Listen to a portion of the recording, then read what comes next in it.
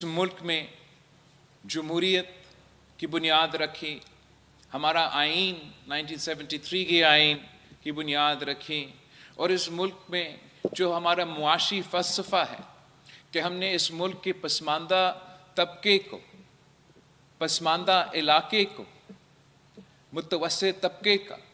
नुमाइंदगी करते हुए उनको मुआशी तौर पे मजबूत करना है, इस नज़रिया की बुनियाद रखा गया। और जब शहीद जुल्फ़िकार अली भुट्टो का अदालती कत्ल हुआ तो शहीद मोहतरमा बेनज़ीर भुट्टो ने इसी फ़लसफ़े को, इसी जद्दोजहद को आगे लेके चली और 30 साल जद्दोजहद की, अपनी वालिद की आइन का बहाली के लिए, जमहूरियत की बहाली के लिए, अपने अवाम की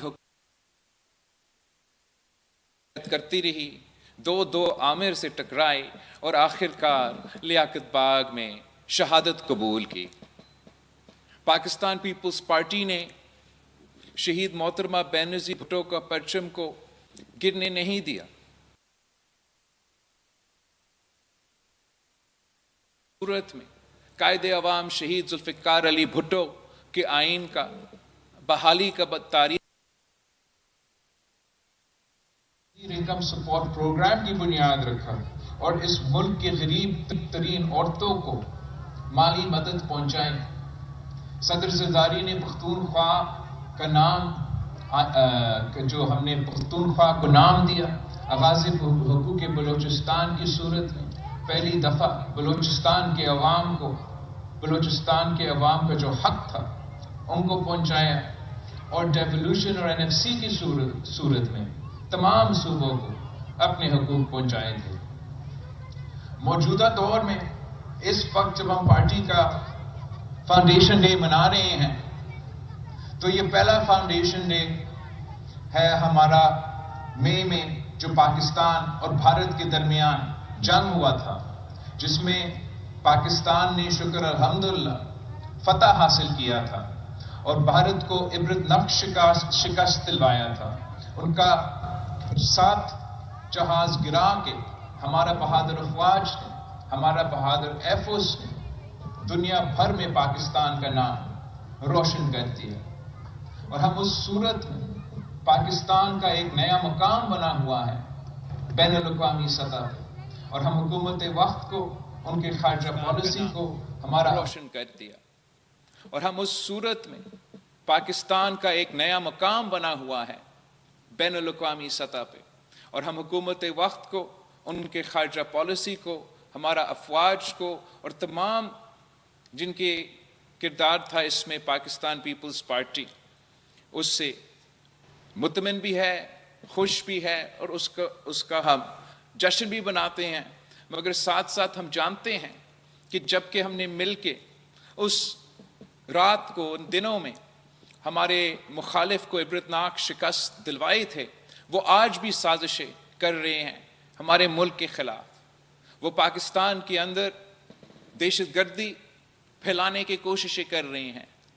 वो पाकिस्तान के सूबा बलूचिस्तान हो, सूबा पख्तूनख्वा हो, वो अपने तरीक़ेकार, अपने साजिशी तरीक़ेकार अपना रहे हैं कि पाकिस्तान को डिस्टेबलाइज किया जाए। इस वक्त पूरा पाकिस्तान परेशान है कि ना सिर्फ एक तरफ से भारत का एक हमारा बॉर्डर पे माली आंख से पाकिस्तान देख रहे हैं, मगर हमारा जो अफ़गानिस्तान के साथ ताल्लुकात हैं, वहाँ भी पाकिस्तान और अफ़गानिस्तान के दरमियान जो थलकियाँ भरते जा रहे हैं, और जिस अंदाज से हम उनका और दहशतगर्दों का जो ताल्लुक़ है उससे मुतमिन नहीं हैं, वो पाकिस्तान के लिए बहुत ख़तरात पैदा कर रहे हैं। और इन हालात में मैं पाकिस्तान पीपल्स पार्टी के कारकुनों से अपील करता हूँ, पाकिस्तान पीपल्स पार्टी के नुमाइंदों से अपील करता हूँ कि पाकिस्तान में हमारा आपस के तो सियासी इख्तलाफात हो सकते हैं, और वो सियासी इख्तलाफात का हमारा हक है कि वो सियासी इख्तलाफात रखे, लेकिन जब कि पाकिस्तान की सलामती की बात आए, जब पाकिस्तान ने ना सिर्फ इन दहशतगर्दों का मुकाबला करना है, मगर हमारा हमसाए में जो हमारे मुखालिफ मौजूद हैं उनका भी मुकाबला करना है, پاکستان کے باہر ہم نے سب ایک ہو کے ان کا مقابلہ کرنا ہے، اور یہی ہمارا کوشش ہوگا کہ ہم پاکستان کی اندرونی سیاست کو اس طرف لے کے جائیں کہ کوئی ہمارا اندرونی بحران کا غلط فائدہ نہ استعمال کر سکے۔ اس جدوجہد میں، اس کوشش میں، میں پاکستان پیپلز پارٹی کے کارکنوں کو، پاکستان پیپلز پارٹی کے نمائندوں کو میں سمجھتا ہوں کہ ہم وہ واحد سیاسی جماعت ہیں جو مثبت سیاست کرتے آ رہے ہیں، جو ہمیشہ سیاست کو سیاست کے دائرے میں رہ کے آگے بڑھاتے ہیں، اور ہمارا پورا کوشش ہوگا کہ ملک میں جو اس وقت ایک قسم کا سیاسی بحران ہے، اس سیاسی بحران کو ایڈریس کر کے ملک کو موجودہ مشکلات سے ہم نکال سکیں۔ حال ہی میں ہم نے، پاکستان پیپلز پارٹی نے حکومت کے ساتھ مل کے ایک آئینی ترمیم پاس کروایا، اور میں اس موقع پہ پاکستان پیپلز پارٹی کے فاؤنڈیشن ڈے پہ اپنے کارکنوں سے، اپنے نمائندوں سے اس آئینی ترمیم کے بارے میں بھی بات کرنا چاہ رہا تھا۔ ویسے پاکستان پیپلز پارٹی جب خود آئینی ترمیم لے کر آتے ہیں اور پیش کرتے ہیں، ہمارا تاریخ گواہ ہے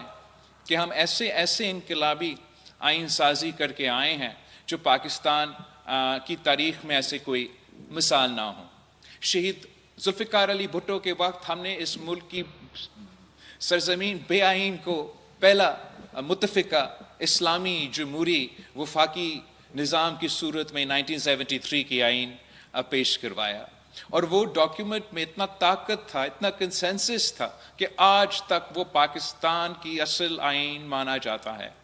اس آئین کی بحالی کا جدوجہد شہید محترمہ بے نظیر بھٹو نے چلائے، اور صدر زرداری کو اپنے پہلے صدارتی دور میں یہ موقع ملا کہ ہم وہ 18ویں ترمیم کی صورت میں جو قائد عوام شہید ذوالفقار علی بھٹو کے وعدے تھے وہ وعدے پورے کرے، اور جو ہمارے آمرانہ دور میں ہمارا آئین میں ترمیم لے کر آئے تھے، ان کو ہمیں وہ موقع ملا کہ ہم وہ ختم کرے، صوبہ خود مختاری دلوائے، معاشی، سیاسی، انتظامی، اور ایک قسم کی پاکستان کی تاریخ میں وہ سب سے 1973 کی آئین کے بعد سب سے بڑا کنسنسس پہ مبنی آئینی ترمیم تھا، اور اس لیے سب مانتے ہیں، ہر پاکستانی مانتے ہیں، آئینی ایکسپرٹ مانتے ہیں کہ 1973 کی آئین کے بعد اگر کسی آئینی ترمیم میں کوئی ایسا طاقت ہے، کوئی کنسنسس ہے، وہ آپ کا کیا ہوا 18ویں ترمیم ہے۔ اب ہم نے پھر اس کے بعد جو 18ویں ترمیم اور چارٹر آف ڈیموکریسی میں ایک دو وعدے رہ گئے تھے جو ہم 18ویں ترمیم کے وقت نہیں کر سکے، تو اس بار جب شہباز شریف صاحب نے، نون لیگ نے ایک وفد بھیجا ہمارے پاس، اور انہوں نے اپنے خواہش کا اظہار کیا کہ وہ آئینی ترمیم لے کر آنا چاہتے ہیں، اور ویسے تو ان کا بہت سے خواہشات تھے۔ حکومت چاہتا تھا کہ آئینی عدالت اور آرٹیکل 243 کے ترمیم کے ساتھ ساتھ کہ وہ ایگزیکٹو میجسٹری کا نظام واپس لے کر آئے، وہ جو تعلیم اور پاپولیشن کنٹرول کے شعبے ہیں جن کو ہم نے صوبے کو ڈیوالو کیے تھے 18ویں ترمیم میں، وہ واپس چاہ رہے تھے اپنے پاس۔ حکومت چاہ رہی تھی کہ جو آئینی تحفظ میں نے، پاکستان پیپلز پارٹی نے صوبوں کو معاشی حصہ کو دلوایا تھا آئین میں، NFC کو ایک آئینی تحفظ جو ہم نے صوبوں کو دلوایا تھا کہ صوبہ کا حصہ، آئین میں یہ تحفظ ہے کہ آپ کا حصہ کم نہیں کیا جا سکتا ہے، بھر سکتا ہے مگر کم نہیں کیا جا سکتا۔ حکومت کا خواہش تھا کہ یہ آئینی تحفظ کو ختم کیا جائے۔ اسی طریقے سے حکومت کے مختلف اور پروپوزلز تھے، تو پاکستان پیپلز پارٹی نے صوبوں کا جو شہر تھا، صوبہ کو جو معاشی شہر کا جو آئینی تحفظ تھا، اس آئینی تحفظ کو پاکستان پیپلز پارٹی نے بچا دیا۔ اگر وہ آئینی تحفظ چلا جاتا تو سب سے بڑا معاشی نقصان سب سے پہلے صوبہ پنجاب کو ہوتا، پھر صوبہ سندھ کو ہوتا، پھر صوبہ بلوچستان کو ہوتا اور پختونخوا کو ہوتا۔ تو میں فخر کے ساتھ پاکستان پیپلز پارٹی کے جیالوں کو یہ بتا سکتا ہوں کہ آپ کی وجہ سے وہ آئینی جو تحفظ ہے اس کو چھیڑا نہیں کیا، اور حکومت وقت نے اس مطالبہ کو سے بھی پیچھے ہٹا ہے۔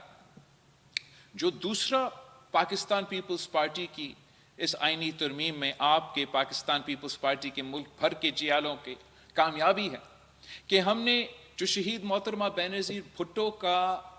چارٹر آف ڈیموکریسی کی صورت میں ایک وعدہ جو رہ گیا، جو ہم نے 18ویں ترمیم میں کرنا تھا، مگر کچھ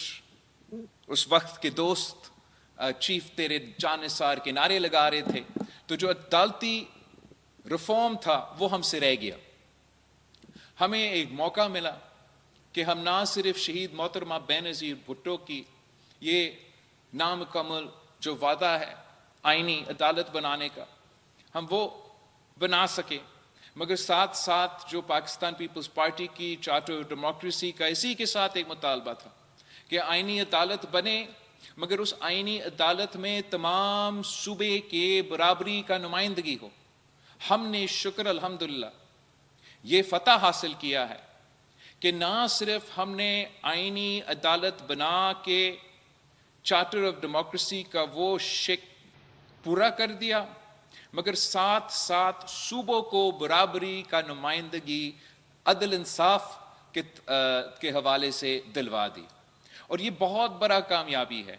یہ ایک ایسا تاریخی کامیابی ہے کہ شاید کسی کو اس کا صحیح احساس نہ ہو، مگر جب قائد عوام شہید ذوالفقار علی بھٹو کا عدالتی قتل ہوا تو اس وقت یہ